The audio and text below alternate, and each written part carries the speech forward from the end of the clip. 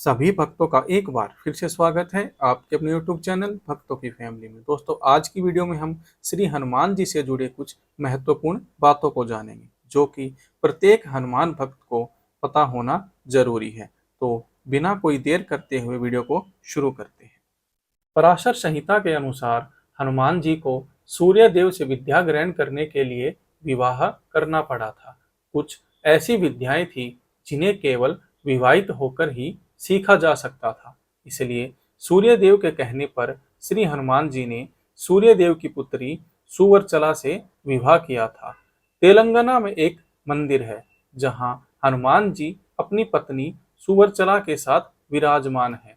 इसलिए विस्तार से जानते हैं हनुमान जी के विवाह की कहानी। हनुमान जी के परिवार के बारे में जब भी बात की जाती है तो उनके पिता केसरी और माता अंजनी के अलावा उनके पुत्र मकर ध्वज का नाम भी लिया जाता है। रामायण की कथा के अनुसार मकर ध्वज का जन्म हनुमान जी के पसीने से उस समय हुआ था जब वे नदी में स्नान कर रहे थे। हनुमान जी को पुत्र होने के बाद भी ब्रह्मचारी माना जाता था, क्योंकि मकर ध्वज का जन्म हनुमान जी के किसी स्त्री योग से नहीं हुआ था। पराशर संहिता में हनुमान जी के विवाह की एक कथा मिलती है। इस कथा के अनुसार कुछ विशेष परिस्थितियों में हनुमान जी को विवाह करना पड़ा था। आइए जानते हैं हनुमान जी के विवाह की कथा। हनुमान जी ने भगवान सूर्य जी को अपना गुरु बनाया हुआ था और उनसे शिक्षा ले रहे थे, लेकिन इस दौरान एक समस्या आ गई। वास्तव में सूर्य देव जी हनुमान जी को 9 में से केवल 5 तरह की विद्या ही सिखा पाए, क्योंकि बाकी की 4 विद्या केवल विवाहित को ही सिखाई जा सकती थी। सूर्य देव जी सृष्टि की मर्यादा को नहीं तोड़ सकते थे।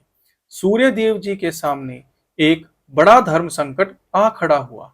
ऐसे में कोई मार्ग न निकलता देखकर सूर्य देव जी ने हनुमान जी को विवाह करने की सलाह दी।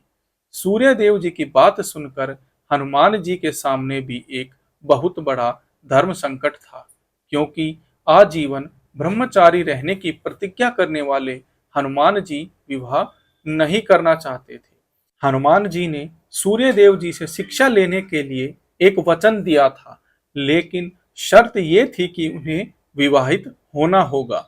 हनुमान जी ने अपने गुरु की बात तो मान ली थी, लेकिन उन्होंने इसी के साथ यह शर्त भी रखी कि वे विद्या ग्रहण करने के लिए विवाह कर लेंगे, लेकिन पति पत्नी जैसा कोई संबंध नहीं रखेंगे। सूर्य देव जी ने हनुमान जी की बात मानते हुए अपनी पुत्री सुवर्चला से उन्हें विवाह करने के लिए कहा। सूर्य देव जी की बात मानकर हनुमान जी ने विवाह के लिए स्वीकृति दे दी। इस तरह सूर्य देव जी की तेजस्वी और तपस्वी पुत्री सुवर्चला के साथ हनुमान जी का विवाह हुआ। इस विवाह के बाद हनुमान जी ने अपनी शिक्षा पूरी की और सुवर्चला भी अपनी तपस्या में लीन हो गई। पराशर संहिता में भी इस बात का उल्लेख है। हनुमान जी और सुवर्चला का विवाह सिर्फ ब्रह्मांड के कल्याण के लिए हुआ था। इससे हनुमान जी का ब्रह्मचार्य भी प्रभावित नहीं हुआ।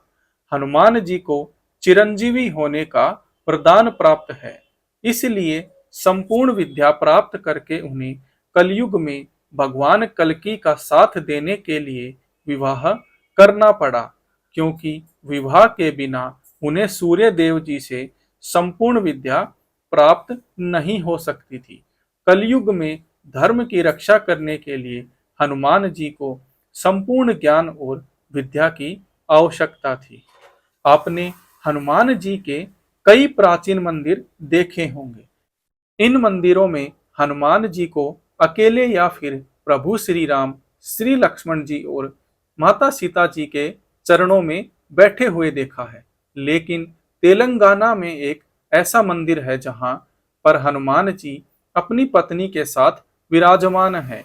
तेलंगाना के खम्ब जिले में एक अद्भुत मंदिर है जहां हनुमान जी अपनी पत्नी के साथ विराजमान है। यह मंदिर अपनी तरह का एकमात्र मंदिर बताया जाता है और यहाँ दूर दूर से श्रद्धालु आते हैं। मान्यता है कि यहाँ हनुमान जी और उनकी पत्नी के दर्शन करने से पति पत्नी के बीच के सभी कलेश दूर हो जाते हैं। तो दोस्तों, आज की वीडियो में इतना ही था। मैं आशा करता हूं कि आपको मेरे द्वारा दी गई जानकारी अच्छी लगी होगी। अगर अच्छी लगे तो चैनल को लाइक करें व सब्सक्राइब करें। चलिए दोस्तों, अब जल्द हाजिर होता हूं एक नई वीडियो के साथ। तब तक के लिए जय हिंद, जय भारत, जय श्री हनुमान।